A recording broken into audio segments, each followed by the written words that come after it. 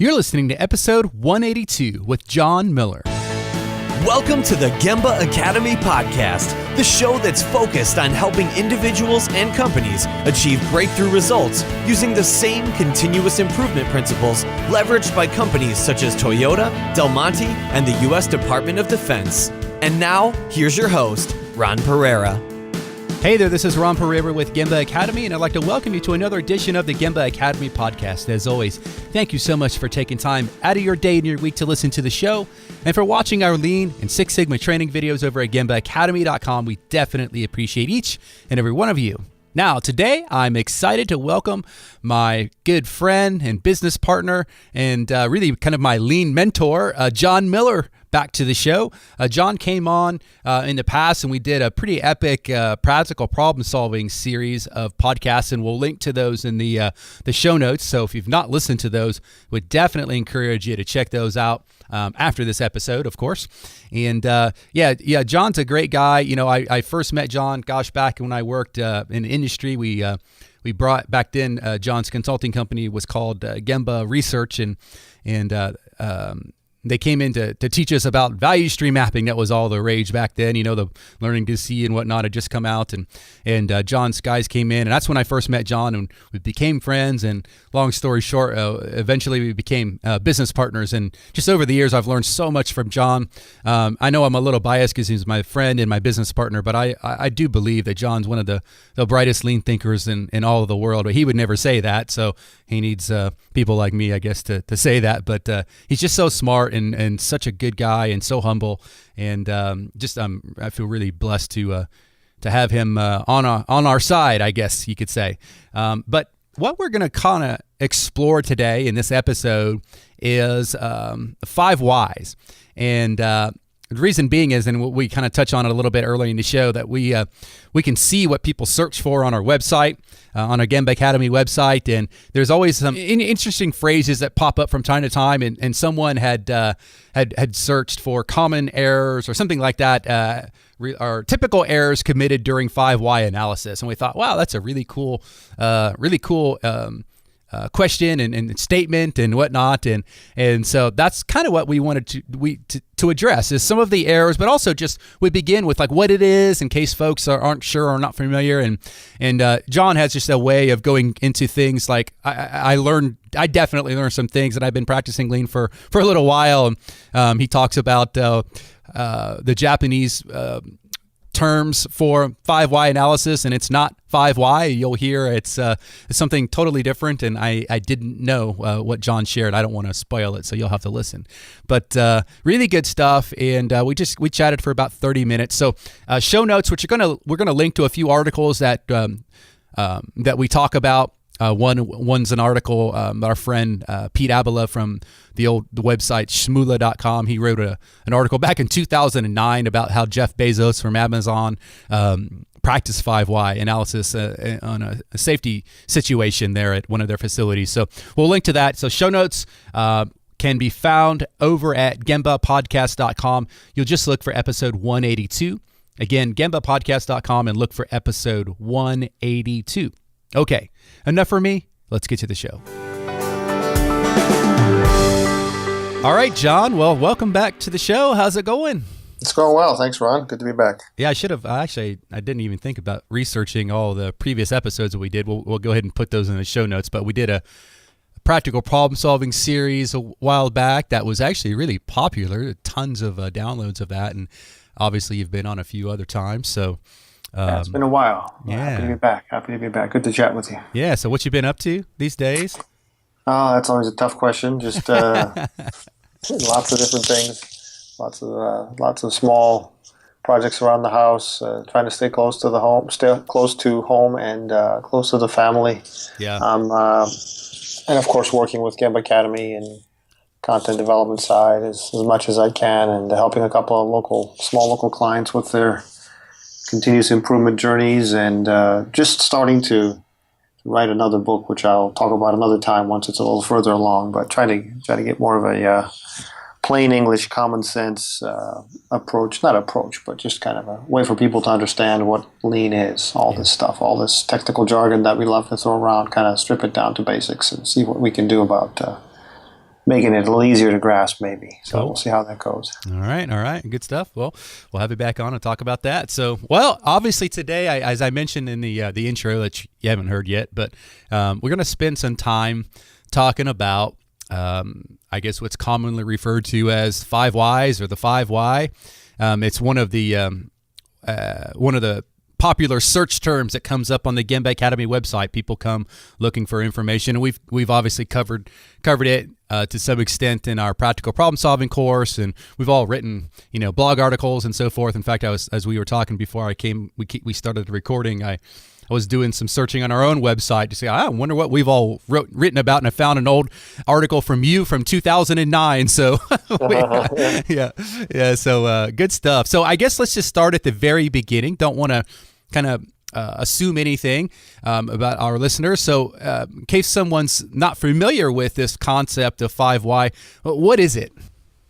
5 Why is just the process of asking why repeatedly, and not even asking why, but just investigating and pursuing the causes until you can get to a source level or root level cause that you can take action and do something about. The number 5 is not really significant. Unfortunately, it's a popular and convenient handle that people like, and that can be misleading sometimes. But as I would say, first of all, one thing I could change about 5 Why, it's the name. Like with many things in lean, because people get kind of stuck on the 5, and you have to explain, well, it's not really 5. Well, then why is it called why? 5 Why, right? Mm-hmm. And that's an interesting story in itself. Taichi Ono, who was a man who helped develop lean and Toyota production system at Toyota. There, he was asked by probably a young engineer wanting to sound smart, on the shop floor, Mr. Ono shouldn't maybe using the 5W1H approach here for this problem. And 5W1H being the who, what, where, when, why, and the 1H being how. So this young person probably had read that in a textbook someplace and wanted to show Mr. Ono, hey, I've got a tool for you. Mm-hmm. And Mr. Ono said, oh, you don't need all that. Just keep asking why. Mm. So that became, that legend became, he wanted it to be 5 Whys and nothing else. Don't complicate it. He just only asked why. Mm-hmm. And so I don't know the truth of that story, and I'm sure details have changed over the years. But I think the interesting thing is, in Japanese, when people talk in companies, they talk about the root cause analysis or the 5 Why or asking why. It's almost never 5 times why. And they might refer to that because it's been in books in the West, or some people there have caught on to it a little bit, but it's always why. It's twice.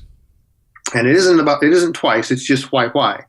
And it's kind of like when you say in English, drip, drip. Mm-hmm. A faucet goes drip, drip. It doesn't mean that it's drip twice. It just means that it's continuing and repeating, and it's persistent. Drip, mm-hmm. drip, drip, drip, drip. But you don't say drip, drip, drip, drip, drip, drip, mm-hmm. 7, 8 times. Mm-hmm. You say it twice. And in a lot of languages, that's true. In Japanese, that's true, where you repeat a couple of syllables, a word, why. In Japanese, it's naze, so you say naze. And people know that means not twice, but repeatedly. Why. Mm. But, it's lost in translation, and instead of 5 Why, well, that why doesn't sound very good. We have 5S, we have all these other numbered things, 7 ways. Can we get a 5 in there, So I think that's probably where it came from, is that somebody that packaged it to become 5 Why, because it's not 5, it's as many as you need to arrive at the source. So it's really quite misleading in that sense. Right. Yeah, we were talking before we came on, when I was looking through some of those old articles. You had pointed to mutual friend of ours blog. Not sure how active he is at blogging anymore these days, but he's got a lot of good stuff in the archives. There is Pete Abela and how do you say it? Shmula? I've never known. How do you say it? I don't know. Shmula. Probably so. Yeah. Shmula.com. So this is an article that he wrote, was it? Yeah, January 23rd, 2009. So an oldie but goodie, where I think at the time he was working at Amazon, wasn't he? I think he actually did work for Amazon. Mm-hmm. And he was telling the story in this article. We'll link to it in the show notes. People can go check it out, about Mr. Is it Bezos? I never know how to say it. Jeff Bezos, the big boss there. Apparently he, according to Pete, Mr. Bezos was at one of their fulfillment centers and came to learn about one of their employees got in an incident and injured himself. And he says that when Jeff first learned about it, he was very disturbed, got emotional, angry at first, and felt bad. And then he went to a whiteboard and he wrote on the whiteboard, "Why did the associate damage his thumb?" And the people that were aware of the situation responded, "Well, because his thumb got caught in the conveyor." Mr. Bezos then writes, "Why did his thumb get caught in the conveyor?" And someone responded, "Because he was chasing his bag, which was on a running conveyor belt." "Why did he chase his bag?" Mr. Bezos asked. Someone responds, "Because he placed his bag on the conveyor, but then it turned on by surprise." And then Mr. Bezos concluded, why was his bag on the conveyor? And they responded, because he used the conveyor as a table. Now, I don't even know how, I guess this is true. That was four whys right there. And they got to this conclusion that, they needed a table for the person to put his bag on, then that's what caused the injury. So yeah, it's just always interesting, how it, sometimes it takes 4, sometimes it takes 5, sometimes it might take 10, to get to that root cause. But it really does work. So can you think of other, I don't know if you have any off the top of your head, and just so everybody knows, John and I haven't really prepared for this. We just wanted to get on and kind of freestyle a little bit. But can you think of other examples of 5Y in action, or YY in action? I start calling it YY. There's a classic example. If you want to take a fairly linear one, I think it's in some of the textbooks, and it goes back to automotive, where a machine breaks down. Why did it break down? It overheated. Why did it overheat? Or a tool broke or something, and it's because a filter was jammed. And why was the filter jammed? And because what was it? I've forgotten it now. Or a coolant can't get to the tool or something, and the filter is jammed. And why was the filter jammed? Why was there no airflow? Because it was clogged up with machine chips or chips from cutting metal. Right. Why was it jammed? Well, because conveyor or whatever to remove it was broken, and we couldn't see it because there was no airflow. You can't really see the lack of airflow out of a filter. And then one of the solutions becomes, well, we'll put a little ribbon there so you can see it fluttering or not, and then you can branch out to the problem and say, okay, why was it that the conveyor broke, or whatever was supposed to move the chips through and didn't move it anymore. So those kinds of things. I think what's interesting about that and Jeff Bezos' example from Amazon is that there are many opportunities along the way for you to kind of stop and branch off rather than go straight down a 5 why. Because when somebody asks, why was the bag on the conveyor, different people will look at that and answer it in a different way. Because he put it there. Okay, why did he put it there? Or because he had a bag. And then you could say, well, why did he have a bag? And that's a silly question. Well, why did he put it there? Was there a policy against bags and backpacks and personal items in the shop floor? I don't know. But instead of just assuming that it's okay to have a bag, you put it there because there was a flat surface. Well, why do we have a flat surface? Well, because it's a conveyor, and a conveyor is a natural flat surface. But why is it a flat surface that you can put things on? Well, because items need to be moving on a conveyor. Well, you can even question that. Why do we have a conveyance of that configuration that allows a possibility of putting things on it, or that allows a possibility of sticking your hand in and getting it pinched? So when you really dig into this, it's not, let's dive into the pool and go all the way to the bottom and then come back up with a coin. It's, you stick your head in and then you kind of see how things are moving around down there, and you go, well, let's kind of poke under that rock. Oh, and there's a fish over there, and there's some reeds over there. And you really have to understand what's going on, because if you dig deep enough, it's probably not an issue of let's get people lockers. It's not a question of, it's a question of safety shutoffs. If you have equipment that can start up, well, what are the conditions on which equipment is allowed to start up? People are near it, people are on or off break, people are not paying attention. He's lucky that he just got away with a relatively small injury, even though it's terrible. So, those kinds of questions. That's not really. That's 5 why, but that's really more being dogged about investigating all the different leads and all the different places that the problem can go. What I like about the Bezos story is getting up, using a pen or whatever whiteboard, and writing things down for everybody to see. So it's less about the boss grilling me. It's more about let's draw a picture together, let's write it down a story together, and everybody can verbalize and contribute. I think what would be Well, he could have also said, like some leaders may, what did that employee do? Yeah. Right? Like blame the employee immediately. Instead, he took to try to understand the root cause, to get the facts, so to speak, right? Right. Yeah. Right. Yeah, I think it's interesting that Ono said, forget the 5W, 1H, let's just stick with why. And partly that might have been his personality, don't complicate things, just stand here and keep asking why. Partly it could be recognizing that the traditional way is to ask, who do I blame for this? Who's going to get canned for this? Or, wanting to overanalyze it and have a full report with, on this date, at this time, on this machine, okay, we need all those facts. But if we're trying to solve the problem, let's dig deeper and further before we get too bogged down in the details of where, when, where, how, and why. Of the exact situation. So it's interesting. I think that the fact that he made that switch and kind of his ability to see what was essential in the circumstance, Ono's ability, his sharp eyes for that, I think that's what resulted in the why, and in our language, the 5 why. Yeah.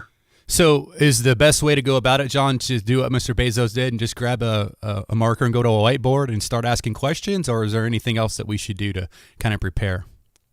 Well, I don't know what the best way is, but there's good ways and bad ways. I think what you often see is, for example, if a team is working in an organization on an investment or an action plan or problem solving in a traditional way, or without sort of the guidance of a lean coach or an A3 coach or a problem solving coach, they kind of go quickly from, okay, let's define the scope, let's define what the resources are and what the action plan is, and okay, who's accountable for what, let's go, right? And then the lean person steps in and says, whoa, let's make sure we do this the lean way. Let's make sure we let's make sure we have some 5 why in there, put this on an A3 format. And people might say, okay, here he comes. Okay, sure, we'll do that. But what ends up happening is you sort of summarize what you've already planned or agreed to do, because if the lean person isn't there in the very early stages of identifying and sort of coming up with at least a short-term action plan. And it doesn't mean wait for the lean person. It's just a question of education, because what can happen then is people say, sure, I guess we have to list 5 justifications underneath this little 5 why column of the A3. So, go around the room, give me 5 reasons why we're doing this, versus really understanding root cause. And the lean person often is just happy enough to have another A3 for their show and tell, or, just getting people practicing it without really going deep in it, so they won't hit him too hard on that. Because you ask somebody to do an A3, you don't have enough time to coach them on it. They do it wrong. Well, kind of let that one slide. And that can result in kind of a continuation of a misunderstanding. I mean, even to the point where I think it was the Lean Startup book by Eric Ries. I think he had a number of different lean concepts that he highlighted in there. One of them was 5 why. I think he had a section on it. But he talked about it as 5 sort of separate branches. You have a problem, and then you have these 5 lines coming out in separate directions. And each of those becomes a question, which results in 5 separate options or 5 separate courses of pursuit, which is good if you're talking about brainstorming options and you're dealing with coming up with new product ideas or whatever. But it isn't anything to do with 5 why. It's 5, and the question 5 appears in why appears in there somewhere, but it is not root cause analysis. And that's out there in the wild, and people who read that book and don't have context go, oh, that's 5 why. So I think those are, don't do those things. I guess that's one of the things is, if you're going to do 5, if you're going to not do root cause analysis, don't associate the word 5 or why together in combination with it. Just call it justification or, brainstorming 5 options or what have you.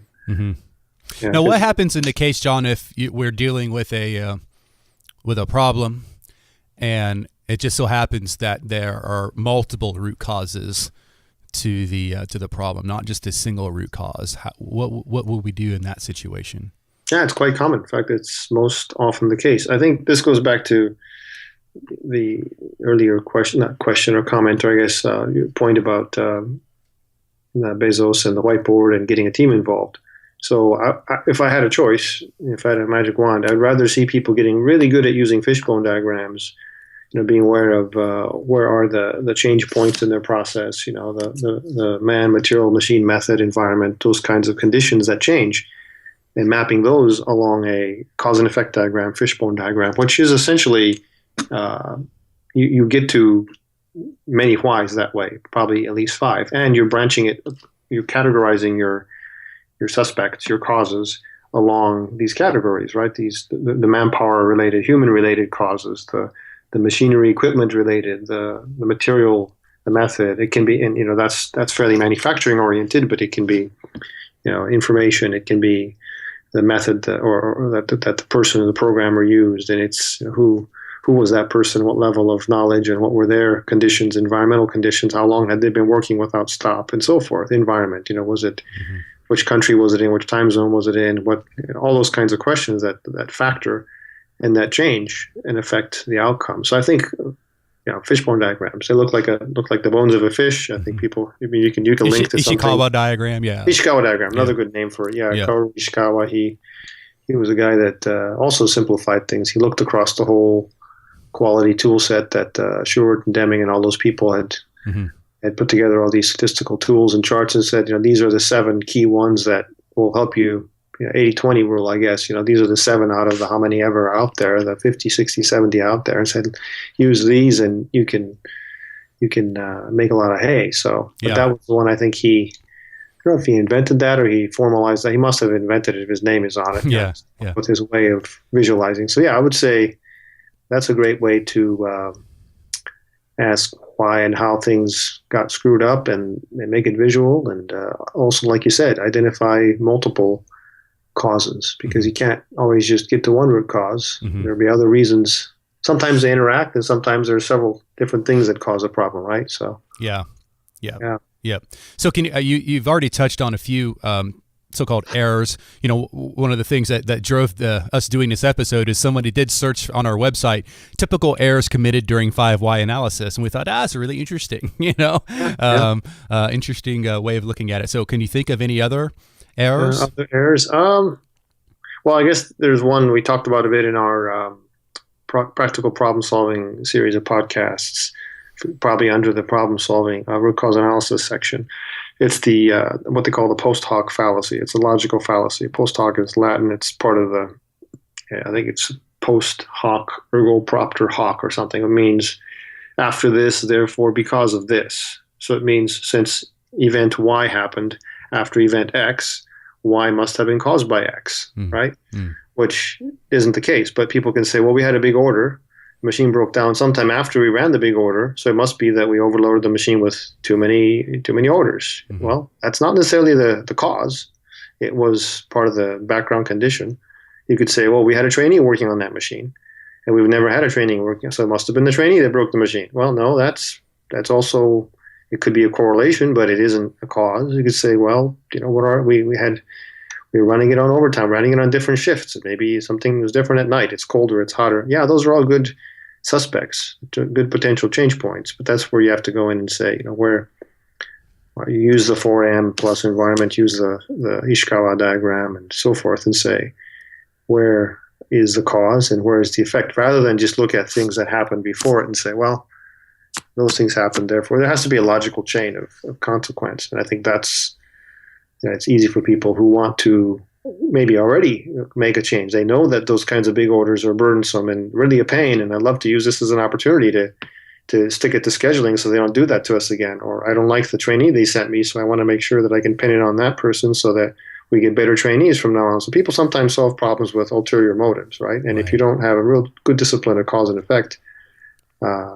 linking cause and effect logically, during the problem solving, you can end up being, I guess you call it, quote, politically motivated. You have an agenda versus an ideological agenda versus a fact-based fact-based way of solving problems. That we believe that low taxes are good, therefore we're going to do it no matter what. Well, we believe that higher taxes and more services are good, and we believe that regardless of facts. So we're going to we're going to use post hoc fallacies to make the story fit what we want. Well, it's almost like they have the sixth why already in their mind, and they're figuring out 5 other ways to get to it. Yeah, how do we get to the solution we want? Yeah. How do we get to this expenditure we want? So, and that's human nature. We're always trying to find a way to get what we want, but well, that bias doesn't always work. And then sometimes that bias is difficult. I mean, because even good-natured people who mean well can have, and we see it all the time with our kind of black belt and green belt candidates who come through, and we're talking about project selection,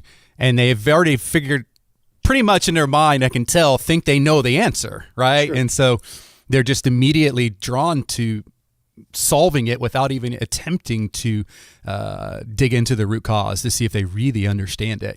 So I think it's really difficult. Sure. I think that gets to kind of a step zero issue. Step zero is kind of prior to selecting the problem or the project. In the case of the black belt, they may need a number of projects in a period of time, either to get certified or to continue to prove their value and show savings, right? And likewise with people who have needs, operational needs, or just want to get certain problems solved, or they want to get a machine upgraded, or they want to do something and use a problem for that end. The step zero issue is make sure that the incentives, the motivations, and those things are aligned, or at least there is no conflict of interest in the course of the problem solving, because that can completely sideline your thinking in terms of 5 why. And that's just getting to human nature. We want what we want, and we're going to use our wits to trying to get there. But if you can be talking, that's I guess the step zero is change human nature, which is boiling the ocean. So step 1 is clarify the problem. If you go back to the practical problem solving, you clarify the problem, you state it in objective terms, customer terms, you use facts, then you can start to break down the problem. Step 2, right? Get away from that nonsense a little bit. Good stuff. Anything else you can think of as far as errors or things that folks should look out for as it relates to maybe just problem solving in general, not just 5 why? We could do another 6 episodes on problem solving in general, but if we stick to 5 why, I think another common one is going to see for yourself, right? Instead of accepting facts and information from other people until you can really go get up close to it and understand it. You have a chance of, okay, I'll write that down, and then, well, it doesn't quite follow, but I believe, and that's not always productive. Part of that is you have to go, not just see. You can't always see the problem happening, but you have to go close to where the problem happened and talk to the people that are most involved. And instead of received information, you get as direct as possible. And it's interesting that there's a phenomena, psychology phenomena, I guess you call it, called the Dunning-Kruger effect. I don't know if you heard of the Dunning-Kruger.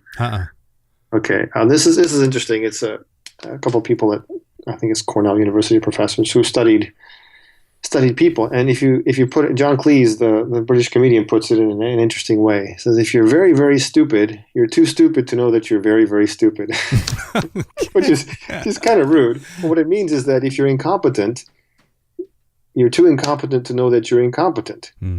So people who are in positions of...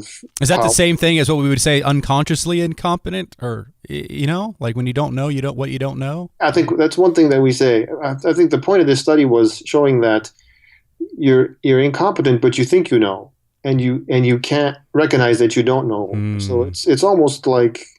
And they did another study recently on this effect, showing that people who are actually quite competent, quite smart, even masters of their trade, will falsely think they know something is such, so that, like, or they'll believe that something is true even though it's impossible for them to know it's so. So they'll trick them by showing them some fake words in a scientific context and say, well, have you heard about the Schneegel phenomena? Oh yes, I'm very well aware of the Schneegel phenomenon. It's not a real thing, but they're completely confident and they can talk for minutes about it.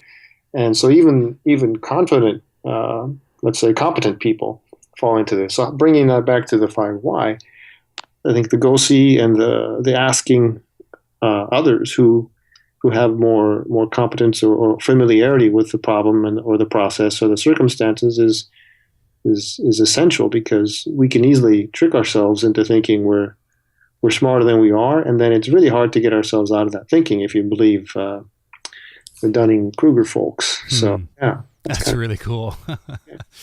You're just so stupid you don't. Yeah. Oh my gosh. Okay. Well, good stuff. So I guess let's maybe wrap this up. We've been going for just about 30 minutes or so. So that's I think a nice timeline here for our podcast. Final words of wisdom for folks who want to maybe give 5 Why a go. Yeah, I guess one more thing that I've come to realize over the years, and I may have written a blog post about it, is that the why is just as much about how. So I guess it's not how many times you ask why, it's how you ask why. And also, whether you ask how or not. So those are two sort of different ideas, but I like the word how a lot when it comes to root cause analysis, because you can ask why, and eventually somebody gets annoyed. Well, that's not a helpful question. I just explained everything I knew. Where if you say, well, what were the mechanisms? What's the physics behind it? What's the chemistry behind it? What are the logical ways that could have happened? How did that happen? Well, let's look at let's run a tape. Let's see what happened. Well, here's the person who's putting their bag down, and then how was it possible that circumstance could have happened? And here's him putting his hand, and here's the gap in the belt. If you look at the how, the measurable phenomena, you get to an answer versus just going, well, why? Because a lot of why is what's the reason? What was that person thinking? What was the motivation of the management? What was the motivation of the supervisor who pushed the button? Well, there's no motivation behind it that's related to the how, right? Nobody had evil intent to do any of that. But the how is sometimes almost as important. So it gets to the point of those is that you get to the cause. You get to the source. So if you can get to the source, I don't care if you ask, whence or whatever. Choose the word. I don't care. Yeah. Get to the root cause. All right. Good stuff. All right. Well, hey, Jon, if people want to reach out to you or connect with you, what's the best way? Best way. LinkedIn, I guess. Are you up on LinkedIn? I should know that. You're my business partner, but I don't even know. Yeah. I just call you. So it can be reached through the Gemba Academy website. Yeah, there you go. GembaAcademy.com and hit the contact links. I want to talk to Jon. I think I'm on Twitter as well if you want to tweet at me, but nobody tweets. Nobody tweets things very much. So yeah, I'm not a big Twitter guy, man. I leave that to you and Mark Graban and all the other guys. Well, good stuff. All right, Jon. Well, hey, as always, thank you for coming on. I'm sure we can come up with some other topics. By the way, if folks are listening and they have other topics that they're interested in us exploring, definitely shoot us a note, GembaAcademy.com, or you can just email me directly, ron@GembaAcademy.com, and with your ideas. And this show was born as a result of someone searching for something on our website that we saw. So just say the word and we'll do our best. So, yeah, for sure. Happy to answer questions and shed light on things if we can. Yep. Good stuff. All right, Jon. Thanks. Take care. Good to talk to you, Ron. Take care.